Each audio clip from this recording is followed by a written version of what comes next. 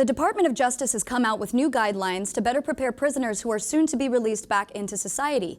The roadmap to reentry is aimed to combat what the Attorney General refers to as an enormous waste of human potential. So Attorney General Loretta Lynch, as well as the Housing and Urban Development Secretary Julian Castro, they visited Philadelphia yesterday, and they introduced what is the first ever National Reentry Week. So they announced an additional $1.75 million in grants to help people under 25 to clean their records and give them a second chance. So the point of this is to cite what Loretta Lynch refers to as being not a terrible system with regards to providing prisoners re-entering society with any kind of real life skills. She has this to say. She says, "Too often Americans who have paid their debt to society leave prison only to find that they continue to be punished for past mistakes. The program could help every mother who wants to come back, equipped to help provide for her family, every father who wants to return as a role model for his kids, and every friend and neighbor who went down the wrong path but is determined to give back to their neighborhood, to contribute to their community, and to be more than their worst mistake." So part of this program, there's a few different things. As I said, they refer to it as a roadmap to reentry, and it's sort of just a manual with several different reforms from the Federal Bureau of Prisons. This includes preparing inmates for release with stronger job training, revamped education programs, and more individualized programs depending on who the prisoners are, whether they, what their education level is, past history of substance abuse, what have you.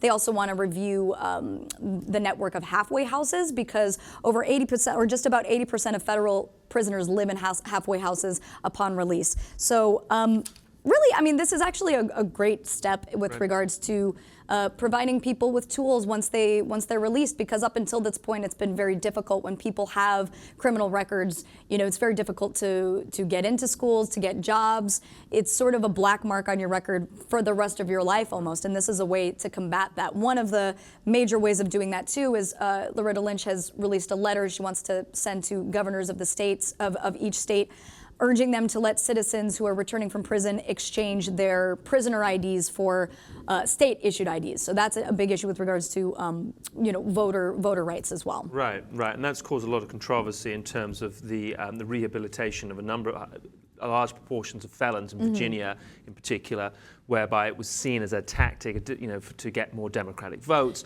Right. And there's obviously resistance on the right there. I think this can only be a good thing. The United States has the highest population, or the largest prison population in the world, and a lot of those inmates are for non-violent crimes.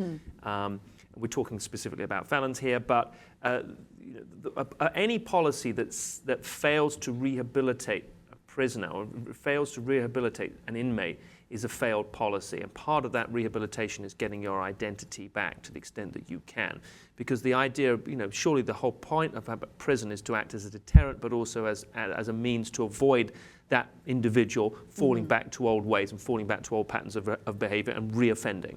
Yeah, exactly. So, I mean, and as you said, the point of rehabilitation is very important. It's a way to kind of chip away at this terrible iceberg that is the mass incarceration in this country. So, of course, you can't just completely undo the policies that have existed for so long that have caused the problem, namely, nonviolent drug offenses and what have you. But this is a way to, because a lot of the time, some of the details that the Department of Justice released is, for example, 185,000 people between the ages of 18 and 24 are imprisoned. So you have these kids that, I'm not saying that they did something right by, offending in whatever way they did, but it's the idea that you make this mistake and then you're spending the rest of your life paying for it. So not only do we have an issue of mass incarceration, we have this issue of what happens to people when they get out. So this is also coming on the heels of Obama's task force, My Brother's Keeper, which is working with cities and towns and organizations to address the opportunity gaps that exist for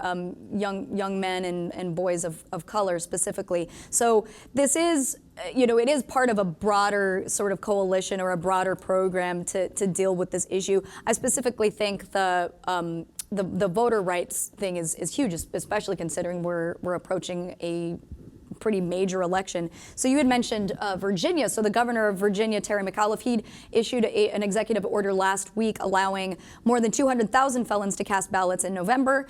He says that voting rights are, the essence of our democracy. Right. Of course, the controversy of people being like, whoa, well, why do you want prisoners to vote? It's a question of dignity. It's a question of, these people should not be castaways that we just toss aside because right. they made mistakes. So, I mean, I think this is a really great step. Do you think? Yeah, sure. I mean, one hopes that this will have wider repercussions, and that, as you said, it's part of that reintegration into society. It's going to get resistance from certain quarters. In particular, I mean, I'm just mindful of the similar resistance on drug offenders, mm-hmm. and it's demonstrated that people who are repeat drug offenders, if you treat it as a crime, you're only just going to contribute to that pattern of behavior. But if you seek to actually address it as a part of an addiction and seek to have a more permissive, embracive, inclusive approach to it, then actually the results are much more worthwhile and much more tangible. And surely that is the point of prison. As I said, it's not just it's to act as a deterrent, but also as a form and means of rehabilitation to create a more integrated society, which is what we want. We don't just want the haves and the have not. Well, at least right. sitting on this side of the table, sitting on this side of the table, we don't. And especially when you consider just this sort of downward spiral or this self-fulfilling prophecy. I mean, part of this. The program is also to help families, to deal with different programs that, for example, children of inmates, to try to keep the families united. Because again, if you have this cycle of parents being incarcerated and then they have broken homes, and then that just leads to the kids being, it's this really terrible, vicious cycle. Loretta Lynch also had this to say regarding the voter aspect or the ID aspect of this. This movement. She says, but even more important is the message that such a program would send to returning citizens, that they are welcome back into society, that their government is invested in their success, and that they can now quite literally exchange their old identity as a federal inmate for a fresh start. So, I mean, we obviously have a long way to go, but I think that this is an excellent step in addressing America's very terrible mass incarceration issue.